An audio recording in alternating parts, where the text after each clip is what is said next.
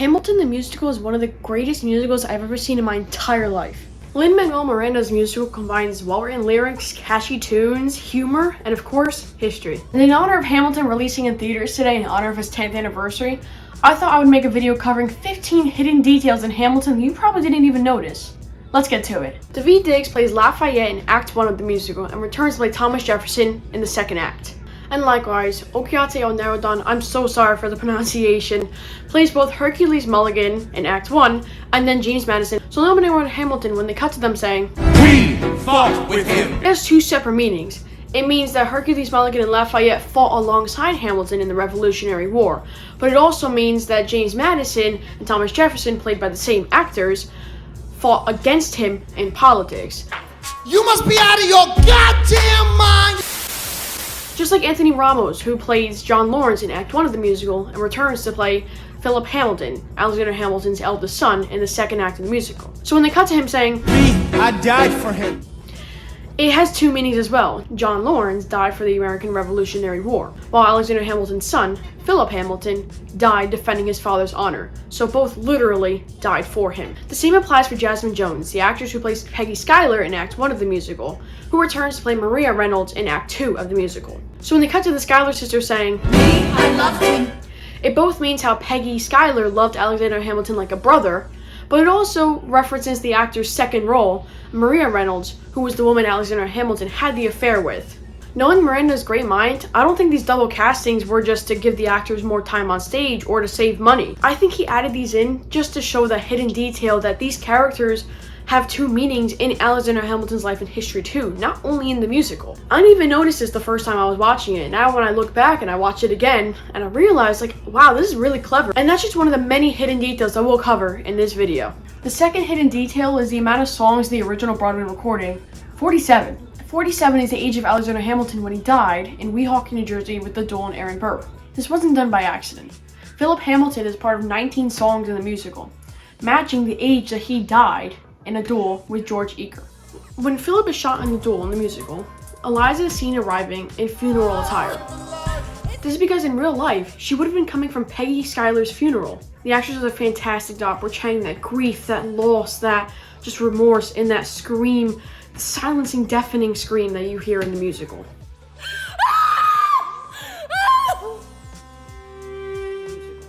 In Philip Hamilton's duel scene with George Eaker, he's shot on his 7th count. Earlier in the musical in the song Take a Break, Philip Hamilton has trouble pronouncing 7 in French.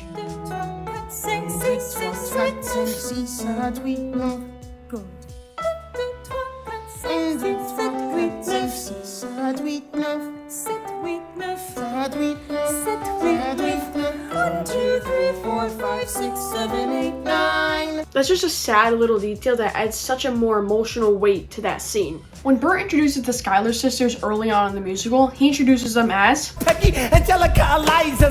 This wasn't done by accident. He's actually introducing them in the order in which they died. Peggy would die first on March 14th, 1801, battling a chronic cold. Angelica would die on March 6th, 1814, due to uterine cancer. Eliza would outlive them all, living until 1854, passing on November 9th due to natural causes. This leads us into our next hidden detail. Eliza Hamilton is the only cast member who doesn't rap throughout the entire show. This is to show that she was truly not running out of time. She lives until 1854, and in that time she does so many incredible things. She raises funds for the Washington Monument. She interviewed soldiers who fought alongside Hamilton, which is a main reason we are able to watch this musical today.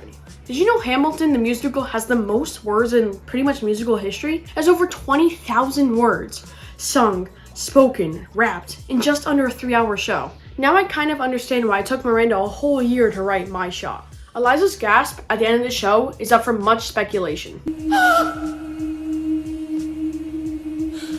Some like to believe at the end she's grabbing her husband, Alexander Hamilton's hand, and that as he leads her to the afterlife, she gasps at what she sees.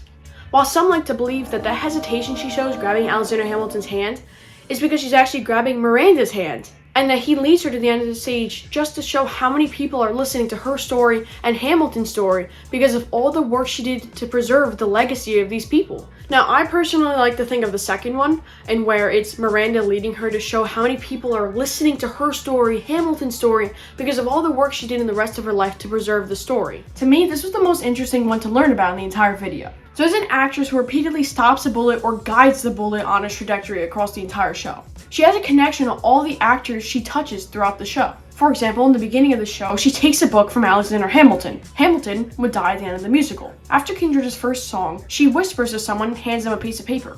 As she walks away, the one that she talked to is killed by British soldiers. In the Battle of Yorktown, she shakes hands with John Laurens. John Laurens would later die. She's then seen again as Philip Hamilton says, Y'all look pretty good in your frocks. How about when I get back, we all strip down to our socks? Then, Philip Hamilton would never return from that said duel. So what is this woman's connection? Every single person that she touches dies. What do you guys think? So in the song One Last Time, George Washington references a scripture. Everyone shall sit under their own vine and fig tree, and no one shall make them afraid. According to the Mount Vernon Museum, Washington used this phrase nearly 50 times in real-life correspondence. I think that's a nice little historical reference from the musical. So when You'll Blow Us All Away, Burr and Hamilton are talking about their children and how much they mean to them. It is both so heartwarming and sweet, but it's also heartbreaking in terms of historical context. Burr's daughter, Theodosia, died at sea during a storm, and Alexander Hamilton's son, Philip Hamilton, was killed in a duel. Now both were literally blown away from life, whether at sea or in a duel, and both weren't able to fully grow up and experience the world that their fathers created for them. In the musical, Philip Hamilton is shown what looks like to be asking his father for advice over the duel with George Eaker.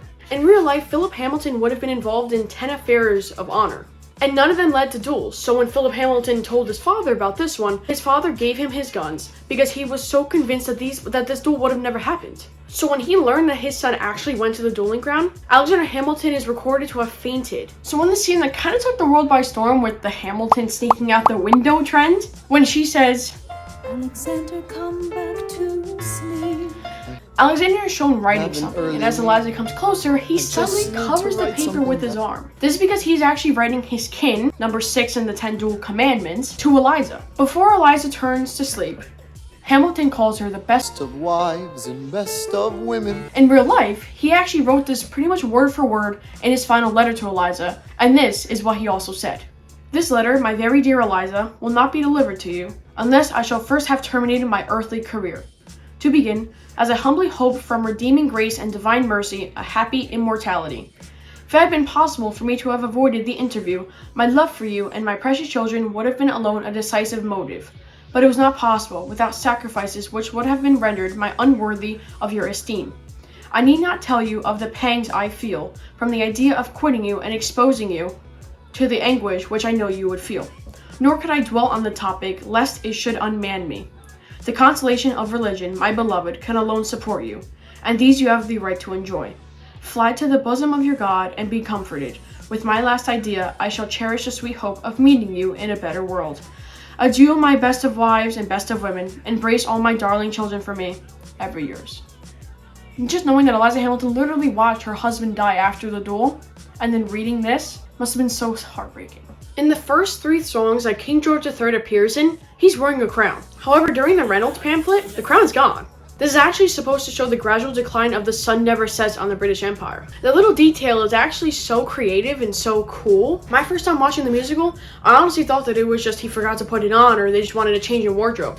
But knowing that this is what actually was thought into it makes the musical so much more better. In the song What Did I Miss?, Thomas Jefferson says,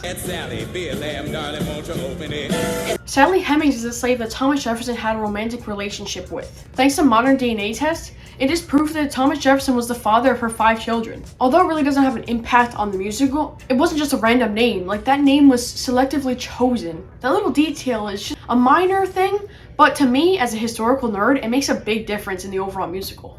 I want to thank you all so much for watching this video, and if you're going to see Hamilton in theaters, please enjoy yourself, have a great time, enjoy one of the greatest musicals in the history of musicals. Hit that like button, smash the subscribe button, and always, raise a glass for freedom.